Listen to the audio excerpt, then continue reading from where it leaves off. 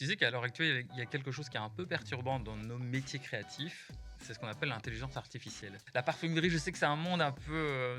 Qu'est-ce qu'il a ce monde? Non, je sais pas. Justement. Oh là là, mon Dieu, j'ai jugé. Il y a quelques mois, tu as lancé une marque qui s'appelle Graphème. Donc je tenais une idée, puis ça a un peu mûri, et puis vraiment, comme c'est un peu mon tempérament, j'ai pas vraiment réfléchi. Ton plat préféré, ta couleur préférée. Que choisis-tu entre l'amour et l'argent? Oh là là, malheureux.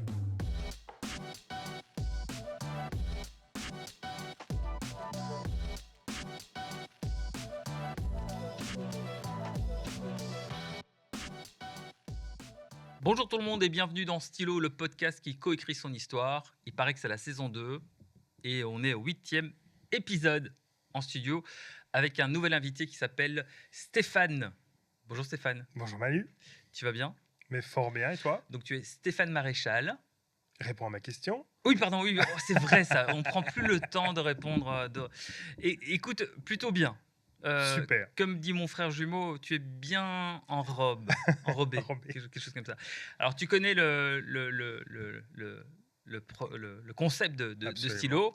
Tu sais qu'il y a une question qui arrive. Oui. Ce n'est pas la mienne. Ok, C'est les étoiles, la lune et le soleil qui ont décidé. Non, d'accord. c'est plutôt Laurent qui est dans l'épisode 7 qui nous a écrit cette question dans le grimoire. D'accord. Et je pense que cette question est juste magique.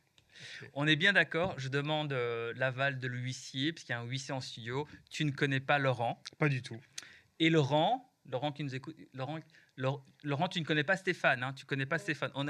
Ah voilà, on confirme, donc on a l'aval de l'huissier et maître qui Maître nous dit, Capello. Maître Capello qui nous dit qu'effectivement tu ne connais pas. Donc tu ne connais pas Laurent Non. et Laurent ne te connaît pas. Et voici la question de Laurent pour toi, Stéphane Maréchal, D'accord. dans Stylo le podcast.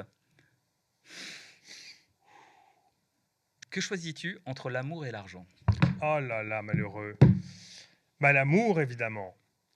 Évidemment, il n'y a pas de choix, c'est évident, c'est l'amour. Parce qu'on va plus loin avec l'amour.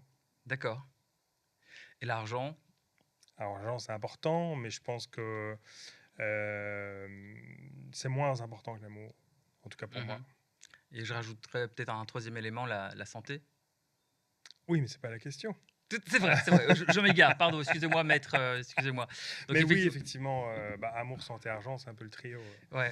Mais oui, l'amour. L'amour. Ouais. À quel point de vue? L'amour dans ton Bah, travail, l'amour l'amour partout. charnel, l'amour amoureux. Oui, mais tous les amours, je pense que même l'amour de soi-même, qui est hyper difficile, enfin, pour moi en tout cas, mais je pense que ça fait partie de notre quotidien. Il y a de l'amour partout, et c'est vrai qu'on peut tirer des fils et trouver cet amour et le renvoyer, c'est quand même chouette. L'amour. Donc voilà Laurent, c'était donc la réponse. Merci Laurent pour ta question. Elle est pas mal, hein, parce que on sent qu'à un moment donné, tu peux un peu dire. C'est un peu une question piège, je trouve, parfois. Ouais, c'est philosophique. Ouais, parce que du coup, tu dis, tiens, est-ce que je vais vraiment être honnête dans cette réponse par rapport à cette question parce qu'on est enregistré? Ou est-ce que je dis, ok, non, je fais un truc un peu passe-partout? Mais bien sûr, l'amour. Non, et puis je trouve que, enfin en tout cas dans mon cas, étant hypersensible, l'amour ça guide pas mal de choses. En tout cas moi ça m'a guidé dans pas mal de choses, et parfois c'est irrationnel. Mais ça amène à faire des chouettes choses. C'est ça, le fameux duel entre la tête et le cœur Exactement. qui l'emporte. Exactement. Moi, le cœur, chez moi c'est le cœur. Super, Ouais. top. Merci Laurent pour la question, c'est vraiment génial. C'est parti donc dans ce nouvel épisode de Stylo le podcast. Stéphane Maréchal, pourrais-tu te présenter en quelques mots? Oui. Qui es-tu? D'où viens-tu? Et la question Joker, est-ce que tu es heureux? Ah oui, c'est plus qu'une question de joker. Donc oui, donc je m'appelle Stéphane Maréchal. Je suis bruxellois d'adoption. Et est-ce que je suis heureux? On va dire que oui. Alors après, je pense qu'il y a un curseur à positionner, mais aujourd'hui, là, présentement, oui, parce que je suis en congé en plus, donc c'est fantastique. Super, pour un entrepreneur, c'est pas mal d'être en congé, donc c'est Ouais, bien. c'est pas mal, ça ne m'arrive pas souvent. Là, ça fait 2 ans, j'ai pas pris autre congé. Donc particulièrement aujourd'hui, je suis heureux, puis je suis heureux que tu m'accueilles dans ton podcast. Et d'ailleurs, qu'est-ce qui t'a motivé de venir dans ce podcast? Qu'est-ce que tu as envie de partager avec nous? Déjà répondre à ton invitation, et puis te soutenir dans ce projet, parce qu'on se connaît depuis plus de 10 ans maintenant. Ouais. Et donc je trouvais chouette de pouvoir pouvoir répondre à cette invitation et soutenir ce projet et raconter un peu voilà, ma vie et partager ça avec toi. Top. Et effectivement, on se connaît depuis une dizaine d'années avec un ami intermédiaire qui est Mister Emma. Mister Emma, donc tu es le bienvenu à rejoindre Stylo, le podcast. Dès que tu as envie d'intervenir avec nous, bah, tu es le bienvenu pour pouvoir aussi parler de tes passions parce que Il y Mister en a Emma, beaucoup. ouais, Mister Emma qui est vraiment un personnage bruxellois et Ouais. qui a vraiment pas mal de choses à raconter. Alors, tu dis que tu es bruxellois d'adoption, mais alors quelles sont tes origines? Mes origines sont wallonnes. Et donc, ça fait plus de 20 ans maintenant que j'habite à Bruxelles. Et je suis venu à Bruxelles pour travailler au départ. C'est d'ailleurs à ce moment-là qu'on s'est rencontrés. Et je m'y sens très bien, en tout cas pour le moment. Alors là, avec les nouveaux projets, ma nouvelle activité, je voyage beaucoup entre Paris et Bruxelles. Mhm. Mais pour le moment, je suis toujours à Bruxelles. Alors, effectivement, moi, ce qui m'a intéressé lorsque je t'ai tendu la main, la perche pour venir dans ce podcast, c'est surtout ton parcours. Parce qu'au départ, ton quotidien, le métier qui fait en sorte que tu aies à manger tous les jours, hein, ce qu'on Ouais, appelle un métier alimentaire, mais aussi de ouais, passion, je suis sûr, ouais, c'est oui. quoi exactement? Alors, c'est la communication et le marketing. Donc, j'ai une agence qui s'appelle The Good Ideas Company que j'ai fondée il y a 15 ans, dans laquelle on fait plusieurs activités. On a plusieurs piliers d'activités, mais les principaux sont la communication et le marketing. Dans le marketing, on est plutôt axé sur la stratégie. Donc, on va accompagner des petites et moyennes entreprises, mais aussi des gros comptes qui sous-traitent parfois chez nous. On travaille en collaboration avec d'autres agences. Et notre métier, c'est vraiment de communiquer. Donc, sur différents supports, sur évidemment les supports imprimés, qui sont en perte de vitesse, mais qui ont un impact beaucoup plus important qu'il y a quelques années, et évidemment sur les supports digitaux. Et parallèlement à ça, on a un pilier organisation d'événements et, comme c'est ton cas, un pilier formation. Exact. Voilà, donc ça c'est la première activité que je développe maintenant effectivement depuis quelques années qui me passionne toujours autant. Tu sais qu'à l'heure actuelle, il y a quelque chose qui est un peu perturbant dans nos métiers créatifs. C'est ce qu'on appelle l'intelligence artificielle. Oui. Comment toi, est-ce que tu le vois en tant que chef d'entreprise? Alors quand c'est arrivé, pour être très honnête, j'étais hyper réfractaire. Je sais pas que ça me faisait peur, mais en tout cas, j'y connaissais pas grand-chose. C'était un peu dans cette vague crypto-monnaie qui m'intéressait pas trop. Et puis, il se fait que dans mon quotidien, je travaille avec des clients réguliers. Et dans ces clients réguliers, il y en a un qui utilise ça tous les jours. Donc je me suis dit, c'est pas possible. Si lui l'utilise, il faut que moi j'apprenne ce que c'est, comment ça fonctionne, etc. Et je m'y suis intéressé et je pense, comme la majorité des gens aujourd'hui, j'utilise au quotidien. Et c'est vrai que moi, je vois ça vraiment comme un outil et pas comme un faiseur. C'est-à-dire que je l'utilise un peu de la même façon qu'un correcteur de texte peut corriger, D'orthographe? voilà, correcteur d'orthographe, comme un Photoshop qui peut retoucher des photos. Moi, j'utilise comme un outil pour aller chercher les éléments dont j'ai besoin avec des requêtes très ciselées, avec des prompts très précis. Et ça m'aide à aller plus vite au quotidien. Ça m'aide pas à créer, ça m'aide pas à faire des choses pour moi, mais en tout cas, ça m'aide à aller plus vite dans certaines tâches du quotidien. Donc, c'est-à-dire l'utiliser en bonne intelligence. Oui, Donc exactement. Enfin, je est-ce qu'à un pense. moment donné, ça devient un concurrent ou pas? Parce que moi, je dis ça Non, parce que ça, je pense pas. dans le secteur de l'audiovisuel, il y a quand même des artistes et des comédiens qui en prennent vraiment pas mal pour leur Oui, compte. C'est quand même les comédiens qui font des les voix off, doubleurs, les ouais, doubleurs. tout à fait. On sait qu'à ce niveau-là, ça devient un Ouais, vrai ouais, problème. Donc, ça veut dire un vrai problème de vie. Donc, ça veut dire ouais, que ouais, ces gens-là risquent de perdre leur emploi. ouais. Donc, effectivement, c'est un débat qu'on pourrait Oui, alimenter pendant des heures, hein. oui, alors après, je pense qu'aujourd'hui, c'est pas encore une menace pour moi, parce que c'est pas encore assez affiné. Je vois dans nos métiers créatifs, et notamment en communication, quand on doit créer des visuels, Mhm. je vois qu'aujourd'hui, on va remplacer des visuels qu'on aurait fait en shooting avant par de l'intelligence artificielle. Mais il faut savoir que pour créer un beau visuel d'intelligence artificielle, par exemple, il va falloir, je sais pas, en maîtrisant bien l'outil, 1 à 2 heures. Donc, si même c'est un outil qui est gratuit, entre guillemets, puisqu'il y a juste un petit coût d'abonnement, Mhm. il y a quand même une maîtrise et un temps pour prendre en main l'outil et pour avoir le résultat vraiment qu'on a envie. Donc là, ça peut être potentiellement moi, je le vois plutôt comme un allié plutôt qu'un concurrent, mais ça peut être aussi, par exemple, une aide à préparer un shooting. J'ai un très bon ami, par exemple, qui fait des shootings pour des grandes marques, dont pour une des miennes.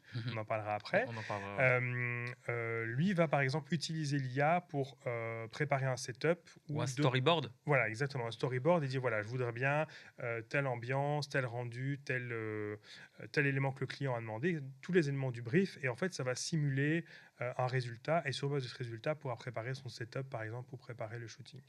Ça peut être utile aussi pour ajouter des éléments en post-prod, comme on le fait déjà depuis de nombreuses années avec d'autres outils. Mais là, l'IA va aller beaucoup plus vite et va aller beaucoup plus, va être beaucoup plus direct. Et je trouve que c'est vraiment un allié pour le coup. Donc, en résumé, on aura toujours besoin de la créativité de l'humain et Oui, de son bien sûr, intelligence, quoi. bien Donc, sûr. autant le voir comme un outil. Et effectivement, pour nos amis comédiens, ben voilà, il faut tenir le Alors coup. oui, mais même pour eux, parce que et ça marche aussi en visuel, ça marche en photo, ça marche en vidéo, on voit aujourd'hui que c'est quand même pas la réalité. Et puis, ça se sent. Ça se Ça sent, se celui sent. qui a l'œil, ça se voit. Alors, c'est assez contradictoire ce que je dis, parce que j'ai plein de clients qui me disent « Ah, mais c'est super, ce que vous avez fait comme visuel avec l'IA, on voit pas la différence. » Donc, la majorité des gens, monsieur, madame, tout le monde ne va pas forcément le voir, et c'est là où il y a un risque. Mais quand on est vraiment attentif, on va voir les personnages, bah, ils n'ont pas 5 doigts, ils en ont 6. Il va manquer une oreille, il va manquer un morceau de coude. Enfin, ça marche pas encore très très bien. Et donc là, on peut encore voir des petites différences. Pour les voix, c'est un peu pareil, même si c'est beaucoup plus perfectionné. Et je pense qu'il y a une réglementation qui est en train de se mettre en place, notamment au niveau européen. Il y a des règles qui commencent à arriver qui vont un peu régir cette IA pour que ce soit un peu plus contrôlé, que ça respecte les droits d'auteur, parce que c'est un autre problème. J'ai un très bon ami qui a une agence d'IP qui a des propriétés intellectuelles. D'accord. Et donc qui est confronté à des œuvres qui sont créées par l'IA. Et l'IA utilise des œuvres existantes qui sont protégées par le droit d'auteur. Donc, il pompe, quoi. Un donc peu il pompe complètement. comme si c'était comme en Complètement. musique, il y a du sampling. Exactement. Donc, d'accord. Exactement, sauf que pour des œuvres visuelles, par exemple, c'est beaucoup plus difficile à repérer, et beaucoup plus difficile comment dire, à réglementer, à faire le lien. voilà, Ok. à faire le lien. Mais évidemment, c'est un vrai problème pour la propriété intellectuelle. Très bien. Donc, Stéphane Maréchal, entrepreneur créatif. Et donc, ça, c'est pour le côté business. Mais alors, il y a aussi quelque chose, parce que je t'ai vu évoluer. Aujourd'hui, tu as lancé une marque. Oui. Ou en tout cas, il y a quelques mois, tu as lancé une marque qui s'appelle Graphème. Oui. Est-ce que tu peux nous en dire un peu plus? Et alors, du coup, les amis, dans le plan large, Stéphane nous a fait la gentillesse de nous apporter en vrai ici sa Quelques création. produits. Est-ce que tu peux nous expliquer déjà qu'est-ce qu'on voit sur la table, au fait, en partant de la bouteille? Attention, parce que la parfumerie, je sais que c'est un monde un peu... voilà, il faut y aller. Qu'est-ce qu'il a, ce monde? Non, je sais pas. Justement. Oh là là, mon Dieu, j'ai jugé. Évitons de juger. Alors, explique-nous un petit peu. Alors, qu'est-ce que Graphème? Alors, Graphème, c'est une maison de parfums d'ambiance. Donc, nous, on fabrique des parfums d'intérieur. Oui, parfums d'intérieur. Donc, on n'est pas sur cette dimension du parfum de peau, en tout cas pas encore. Voilà, on est dans l'ambiance olfactive d'un lieu. Donc, ça peut être une maison, mais ça peut être un bureau. Ce qu'on appelle une signature. Exactement. Ce qu'on appelle une signature. On en parlera. On est dans Stylo, donc on en parlera. Et donc, dans cette maison de création, on a créé donc un certain nombre de produits. Ici, je vous en ai amené 2. J'ai amené les bougies parfumées et les vaporisateurs. Donc, c'est deux opposés, mais qui fonctionnent très bien ensemble. Donc, la bougie parfumée, on les connaît tous. On aime les. Donc, la bougie, c'est celle qui est au milieu. Exactement, c'est les 2 objets plus importants ici que j'ai amenés. Donc, il y a tout à fait à droite la bougie fermée. Avec la boule. Avec la sphère, exactement. Pardon, la sphère. Oui, tu peux l'appeler la boule, c'est très bien. Mais donc, cette sphère, en fait, elle est là pour former un objet décoratif. Donc, on n'utilise pas une bougie. C'est jamais très beau, une bougie, en fait. Quand c'est éteint, ça ne sert pas à grand-chose. D'accord. Il y a toujours des petites particules noires qui viennent se coller. Donc, ça veut dire que la sphère peut aller sur l'élément, le socle, la bougie. Exactement, qui est au milieu. là, elle est fermée. Au milieu, elle est ouverte. À droite, elle est fermée. Et donc, en fait, cette sphère, elle se déplace, elle se soulève et elle permet de faire découvrir la bougie. Mais ça permet surtout de refermer et d'éteindre la bougie. Donc, ça évite d'avoir la petite fumée qui n'est pas toujours très agréable, qui s'échappe quand on souffle la bougie. Et surtout, ça permet d'avoir un objet décoratif et de protéger cette cire des petites particules, des petites poussières qui peuvent se trouver dans l'air. Et à côté, on va trouver le vaporisateur. Donc, c'est un spray classique qu'on va vaporiser D'ambiance. On d'ambiance, met vaporiser dans sur les les airs. fauteuils au niveau du tissu ou dans Ça l'air? peut être sur les tissus, mais principalement dans l'air. Celui-ci est conçu vraiment pour l'atmosphère. Et les objets sont fabriqués en porcelaine de Limoges. Attends, c'est quand même dingue. Donc, bruxellois d'adoption, Oui, entrepreneur, oui. au niveau marketing digital. Et où est le lien avec ce qu'on Le voit là? lien, c'est qu'on n'a pas vraiment d'artisanat de grande qualité, en tout cas que je recherchais pour ce projet en Belgique, et donc je suis allé le chercher en France. Parce qu'en France, il y a un savoir-faire quand même, et notamment à Limoges. Bon, Limoges n'est pas venu tout de suite, hein. En fait, on a travaillé avec une designer qui s'appelle Aurélie Richard, qui est D'accord. super, qui est une designer lyonnaise. C'est venu en deuxième temps dans le projet. Et en fait, on a essayé plein de types de matériaux. Donc, on a essayé le bois, l'écorésine, la céramique, le marbre, etc. Puis finalement, on s'est orienté vers la porcelaine. Et comme on est sur un produit qui est positionné haut de gamme, qui était une Mhm. volonté de ma part, on a cherché le meilleur en fait de la porcelaine. Et on a été donc à Limoges, qui est reconnu pour son savoir-faire ancestral. On est bien d'accord, on est dans un business. Parce que du coup, tu vois, moi qui te connais un petit peu, je me dis, c'est incroyable comme histoire, quoi. Je veux dire, le mec, il a une entreprise et il lance un projet. C'est quoi? Alors, l'histoire, elle est Pourquoi venue. ce besoin, en fait, En fait, j'avais besoin d'autre chose. Après 15 ans, avoir réglé les problèmes de mes clients, les avoir aidés, les avoir accompagnés, les avoir poussés en fait dans le développement de leur business, moi j'avais Mhm, besoin d'autre chose. Et comme je disais encore il n'y a pas tellement longtemps dans une autre émission, mhm, je suis spécialisé dans le service. Donc pour une agence de com, de marketing, c'est assez rare. En règle générale, on est spécialisé dans le produit, ce que d'accord. moi je ne suis pas. Et donc le service est très particulier parce que c'est immatériel. Donc Il y a un suivi, il y a un feeling. il faut surtout vendre quelque chose qui n'existe pas physiquement. Donc c'est vraiment vendre des prestations, c'est vendre une personnalité, vendre une marque, sans avoir quelque chose de concret entre les mains. Mhm, mhm. Donc c'est un savoir-faire qu'on a développé, personne ne voulait le faire à l'époque, en tout cas très peu d'agences à Bruxelles, donc nous on a pris ce créneau-là, et ça c'était pas vraiment un choix, ça s'est fait par les clients qui sont arrivés à nous. Et donc le service c'est chouette, mais ça ne... je voulais quelque chose de plus physique, quelque chose de plus matériel, et on était avant la période du Covid, où en fait j'ai eu un petit séisme dans ma vie, où j'ai Mhm, perdu ma grand-mère, dont d'accord. j'étais très très proche. Et dans cette période vraiment de tristesse, Remise en question voilà, remise en existentielle, question, du sens. le sens, la crise de la trentaine qui était à ce moment-là, etc. Et donc, je me suis dit, tiens, est-ce que je ferais pas un autre projet? Alors, moi, il se fait que je suis hébergé dans un espace de coworking depuis presque 10 ans, Ouais. où j'ai autour de moi l'occasion de côtoyer des entrepreneurs qui font plein de choses différentes, du service et du produit. Et je me suis dit, bon, tiens, qu'est-ce que je vais faire? Est-ce que je fais une application comme tout le monde? Est-ce que je fais je sais pas moi, est-ce que j'ouvre un hôtel qui est un de mes rêves? Est-ce que je savais pas? Et j'étais dans mon canapé un vendredi soir et je regardais autour de moi et je vois une dizaine de bougies parfumées sur ma table basse. Je dis, bon, ça c'est pas mal, ça doit pas être très compliqué à fabriquer. Bon, c'est 3 fois rien. Et C'est ça, quoi. Un peu de cire, voilà, un peu de cire, un petit pot, une étiquette, tout va bien, quoi. en avant-marche, quoi. Et donc je tenais une idée, puis ça a un peu mûri, et puis vraiment, comme c'est un peu mon tempérament, j'ai pas vraiment réfléchi, j'ai fait les choses tout à fait naturellement, ça s'est déroulé, et j'avais personne dans ma sphère professionnelle ni privée qui était dans le secteur ni de la parfumerie, ni du produit finalement, Mhm, de l'industrie, cette industrie qui est quand même particulière.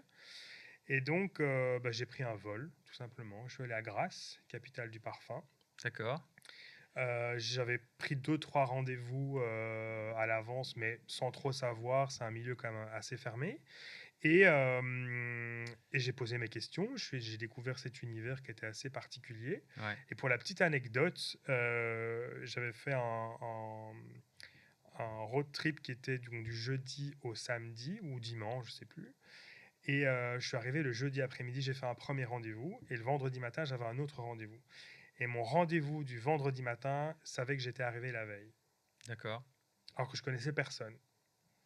Donc le rendez-vous du jeudi avait dit au rendez-vous du vendredi, il y a un monsieur là qui est venu, qui va venir te voir. Donc c'était un petit milieu. Tout ça pour dire que c'était un petit milieu, c'est très D'accord. fermé, on rentre pas comme ça. Il faut vraiment avoir une ambition, un vrai projet, etc.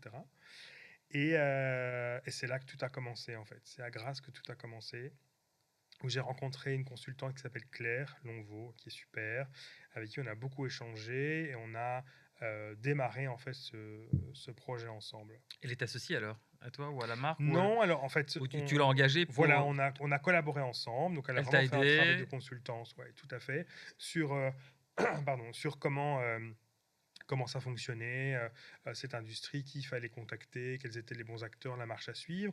Elle m'a formé aussi, D'accord. parce que c'est un secteur que je connaissais pas. Donc en fait, en parallèle du développement de projet, je me suis formé chez elle et chez d'autres, mais notamment chez elle.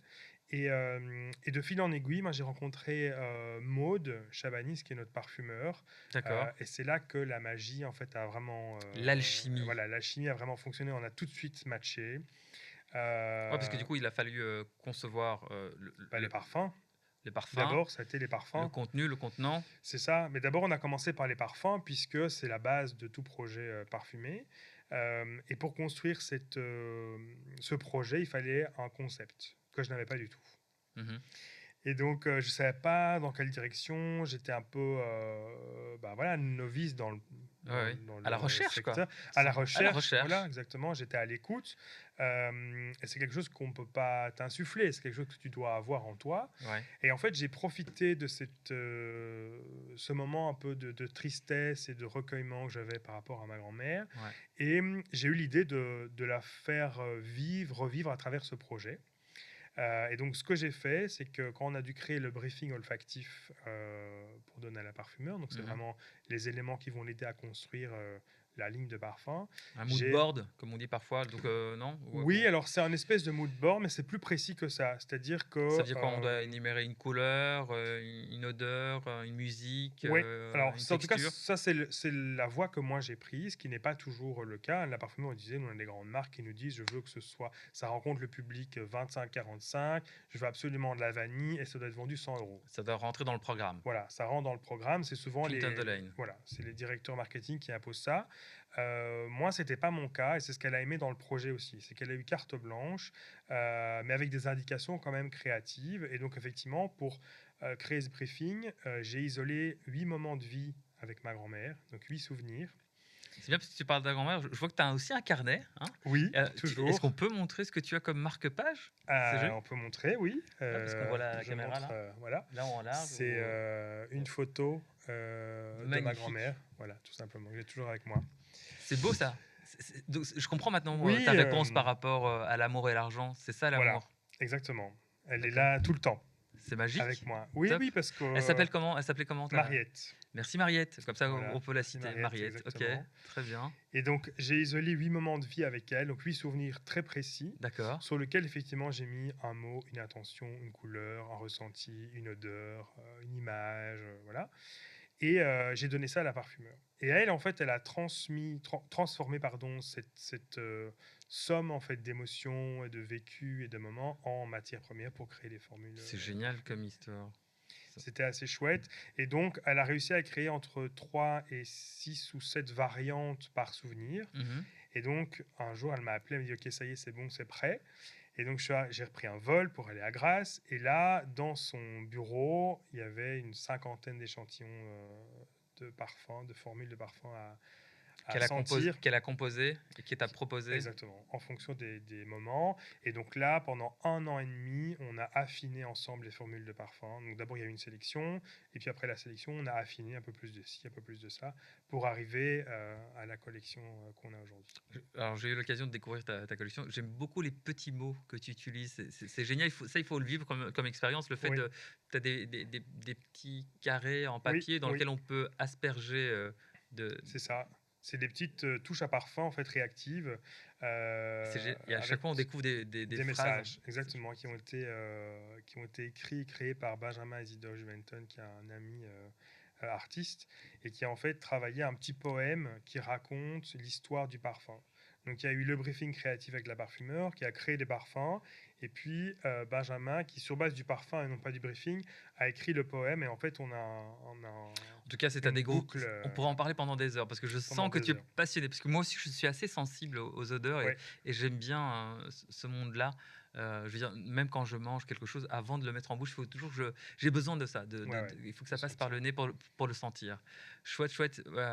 Moi, ce que je trouve incroyable, c'est tu as construit Graphème Oui, tout en continuant tes activités habituelles. Donc, oui, ça a je été veux dire, sportif. il t'a fallu combien de temps de pouvoir mettre tout ça en place? Euh, Parce qu'aujourd'hui, on est d'accord, on peut le trouver en magasin. oui, on peut le trouver en magasin, Si- boutique en ligne et vous aussi. avez aussi une boutique en ligne Oui, aussi. Ouais. on a là une dizaine de points de vente qui sont ouverts entre la France et la Belgique. On a une quinzaine qui sont en train de s'ouvrir pour Mhm. l'année 2025. Ça a mis 3 ans en fait pour Et construire ce projet. énormément d'heures et d'énergie. Énormément d'heures, d'énergie, de travail, d'argent, il ne faut pas se le cacher. C'est un gros D'argent, effectivement. investissement Oui, c'est ça. Parce parce que que c'est une industrie, donc ça veut dire qu'on doit tout préfinancer. On a des quantités minimum sur chaque objet chaque élément qui va constituer un produit, on a une quantité minimum. Rien que pour le spray qui est là, donc hors étui en porcelaine, il y a 10 prestataires différents. c'est énorme. Voilà. C'est Donc énorme. avec quand Donc, même en fait, il y a un démarrage qui est assez lourd, quoi, il y a un financièrement. démarrage qui est lourd financièrement, qui est lourd aussi logistiquement. Mhm. Surtout qu'en plus, moi, je me suis mis plein de contraintes qui n'étaient peut-être pas forcément nécessaires, mais Le terrain est formateur. voilà, exactement. Et je me suis mis comme contrainte, par exemple, ça paraît bête, mais aujourd'hui c'est essentiel, c'est la durabilité. Mhm. Même si on est une marque de luxe et que c'est pas une valeur qu'on va revendiquer en premier plan, c'est vraiment dans toute la chaîne de fabrication un élément sur lequel on a insisté. Et donc c'est beaucoup de contraintes pour arriver à ça. C'est un investissement important, mais je suis très très content du résultat parce qu'on a réussi à le faire même en tant que jeune marque. Donc c'était un chouette projet avec Camille, 3 ans pour sortir. Donc voilà, maintenant il est sur les rails. Donc n'hésitez pas, Et les sur les amis, rails. voilà, à aller visiter le site de. www.graphempparis.com. Excellent. Donc voilà. Voilà. Et super, top, top. Merci beaucoup et merci donc à Mariette d'être un peu présente Ah avec bah elle nous. est partout, bien sûr. Super. Ouais, elle est partout. On passe à la suite Mais du avec podcast. plaisir. Ouais. Ça va toujours, tu te sens toujours aussi bien? Est-ce que tu as un peu Mais d'eau oui, tout va bien. Tout Non, va bien? ça va. Top. Alors c'est parti. On va continuer sur les questions. Alors j'appelle ça générique, mais je pense que c'est plutôt des questions générales. Alors j'ai appelé ça les questions qui sont un peu l'encre qui coule. Questions encre qui coule. Tu Mhm. vois, stylo, encre. Oui, je vois Voilà, le jeu de mots. c'est des questions un peu. Voilà, il faut que ça coule de manière assez simple et rapide. Voici la première question. Est-ce que tu es. Je suis prêt, Jean-Pierre. Jean- Est-ce que vous êtes prêt? Je suis prêt. Si vous m'appelez Jean-Pierre, moi je vous vois. Hein. Alors, Jean-Pierre par rapport à qui veut gagner des millions. Mais Bien sûr. je suis- Et tu veux gagner des millions. Mais évidemment, Mais bien on évidemment. est là pour ça. Mais pour ça, l'amour n'est qu'au second plan. Non, non, pas Alors du voici tout. la première question. Ta couleur préférée? C'est le noir. Ouais. Qui fait ressortir toutes les autres, qui permet de faire une mise en perspective des autres couleurs, mais c'est ma couleur préférée. Donc c'est se retirer pour mettre les autres en avant. C'est un peu ça l'idée. Non, j'aime bien la sobriété, j'aime bien j'aime bien ce côté, oui, ce pouvoir du contraste du noir. Mhm. Voilà. Alors pour info, j'aime beaucoup le noir et au fait je commence à aimer davantage le bleu. Ah oui, Tout simplement parce que Bien sûr. le bleu tu le retrouves rien qu'en levant les yeux. partout. Parce que, peut-être pas en Belgique ces derniers temps, mais... Et c'est la couleur je- préférée des Européens, tu sais ça, Ah. le bleu. D'où tu tiens ça, quoi ça Bah, de la colorimétrie, tout simplement. D'accord, le bleu, c'est bleu, ouais. Et D'accord. ça a plein de significations très importantes. Bah, pour moi, le bleu, c'est le ciel et la mer, quoi. Oui, c'est aussi dans l'inconscient collectif, c'est aussi la confiance. Par exemple, les tenues de bloc des infirmiers sont bleues, D'accord. des médecins sont bleus. Le bleu, quand tu fais une interview, quand tu fais un entretien d'embauche, on dit toujours de t'habiller en bleu. D'accord. Parce que c'est des couleurs qui donnent confiance. Non. Les avocats, les notaires, Je comprends. sont souvent en costume Les bleu. ministres. Les pour nous rassurer. ministres, exactement. Non, mais c'est vrai, exactement, hein, mais les bien ministres ou entendu. les présidents, Ouais, ils sont toujours tout à avec fait. des Mais c'est costumes pas pour bleus. rien, ouais. D'accord, donc, Les gens de la finance sont toujours en bleu. donc on rejoint un petit peu ton expertise en niveau marketing. Bah oui, bien sûr. Et, Ouais, ouais. Très bien. Top. Deuxième question, ton plat préféré? Alors, on est en Belgique. Comme tu peux voir, je ne fais pas trop de sport et j'aime les plats riches. J'aime le vol au vent. D'accord, C'est mon plat préféré. très bien. Et pourquoi ça? Parce que ça t'évoque des souvenirs Non, pas du tout, d'enfance? parce que j'aime bien, hein. T'aimes bien? Ouais, c'est consiste, très bien. Avec des bonnes frites, c'est très bon. Parfait. Troisième question, tu es plutôt thé ou café? Plutôt thé. Je bois jamais de café. C'est pas un truc qui fait partie de ma vie. J'aime bien son odeur, par contre, j'adore l'odeur café, mais je n'en bois jamais. Donc Plutôt thé. plutôt thé et plutôt thé noir. Très bien. Est-ce que tu es plutôt du matin ou du soir? Plutôt du soir, même si je me découvre des moments de créativité le matin, moi je suis plutôt du soir et plutôt du soir tard. Donc quand je dois créer, c'est souvent la nuit. D'accord, Voilà. Euh, très bien. Tu sais qu'il n'y a pas longtemps, je me suis réveillé à 4 heures du matin pour aller déposer mon petit frère à l'aéroport. Et je trouvais que être réveillé à 4 heures du matin, entre 4 et 5 heures du matin, alors déjà les routes sont dégagées, mais il y a, ouais, il y a parce- comme un esprit comme Ah ça ouais, ouais. très C'est très frais. particulier. Ouais. Oui, et donc tu vois, il y a vraiment un... Je sais pas, il y a quelque chose dans Ah le... ouais, ouais, Ce oui. qu'on appelle dans le field, dans le, dans Oui. le, dans le, dans le terrain qui nous entoure, il y a un truc là. Ah oui, Entre oui. 4 et 5 heures du matin, il y a un J'adore. truc assez Ah oui, c'est spécial. les heures vraiment aussi. Je suis très créatif. Ouais. Ouais, très bien. En fait, tu dis soir, mais c'est vrai qu'à 4 heures du matin, il fait encore un peu nuit, donc ça, c'est peut-être aussi un petit peu... Complètement. Et c'est l'obscurité, en fait, c'est- ça met un. juste avant la lumière. C'est ça. Top. Alors, quel est ton jour préféré de la semaine? C'est le dimanche. Pour aller à la messe? Non, surtout pas. Non, pour me reposer, parce D'accord, qu'avec des journées aussi intenses, des semaines aussi intenses, vraiment le dimanche, c'est le jour où je ne fais absolument c'est rien. vrai. Donc pas de contrat. Donc s'il y a Euh, quelqu'un, s'il y a un client qui t'appelle, Ah ouais, il non, faut non, que tu sois le dimanche pour faire non, ça je fais plus. J'ai fait longtemps, alors à mat. part les événements, mais c'est rare le dimanche. Mais sinon, non, maintenant c'est terminé. Je ne Ouais, décroche plus le téléphone le il dimanche. faudrait que j'applique ça. Ah oui, ça, je Faudrait. te jure que Ouais, c'est vraiment super. ouais. Tu sais, j'ai eu mon frère jumeau qui m'a dit, Manu, il faut que tu, dans ta semaine, tu prends un jour et ça doit être un jour pour toi. Bah oui. Avant, moi, je prenais le lundi. Sauf que le problème, c'est que le lundi, tout le monde s'excite du week-end parce que personne n'a rien fait. Et donc, et mes vacances aussi, je prenais toujours des vacances en décalé. Donc, je prenais des vacances en septembre où tout le monde est revenu de vacances. Je prenais des vacances en mai où personne ne part jamais en vacances. Et en fait, j'arrête maintenant de faire ça. C'était super parce que moi, j'étais décalé par rapport aux autres, mais j'étais vraiment décalé. Donc, les gens comprenaient pas que j'étais parti en vacances. Mhm. Donc là, le dimanche, tout le monde est quand même off. Donc maintenant, je prends le dimanche. Ouais. Voilà. T'as bien raison. Tu sais que parfois, parfois j'attends le week-end pour pouvoir bosser parce que je sais que les agences et tout ça, ou les clients ne vont Exactement. pas venir nous Bah oui, ennuyer, bah, quoi. c'était ce que je faisais avant aussi. Ouais. Je profitais de ça pour pas avoir d'appels, pas de mails. Mais maintenant, je fais comme tout le monde le dimanche. Donc c'est important de prendre du temps pour soi, plus que jamais. Oui, je voudrais en prendre plus, mais là, je peux pas avec la double activité. Mais je Mhm. prends quand même au moins, j'essaye de prendre au moins un jour qui est le dimanche. Très bien, on va aller un peu plus, de manière un peu plus douce et profonde, histoire de connaître un peu plus euh, Stéphane. Si tu étais un livre, quelle serait ta plus belle page? Alors ça dépend. Si c'est un livre avec une couverture plutôt graphique et plutôt travaillée, ben, je dirais la couverture, puisque c'est mon premier métier. De mettre en page. Sinon, je dirais la troisième de couverture sur lequel on va souvent retrouver les crédits. Donc, c'est-à-dire toutes les personnes qui sont intervenues dans l'ouvrage, Mhm. un illustrateur pour la couverture, un correcteur, un traducteur, un relecteur, Ce j'en qu'on sais appelle rien. les crédits, bien souvent. Les crédits, voilà, c'est ça. Et parce que c'est un projet commun d'écrire un livre comme j'ai pu le faire avec Graphème, par exemple. C'est une équipe qui va travailler sur le même objectif et ça, je trouve que c'est vachement chouette. Donc Graphène serait peut-être l'une de tes plus belles pages à l'heure actuelle, si tu étais un Ah oui, livre. oui, clairement. Ouais. Oui, oui, oui.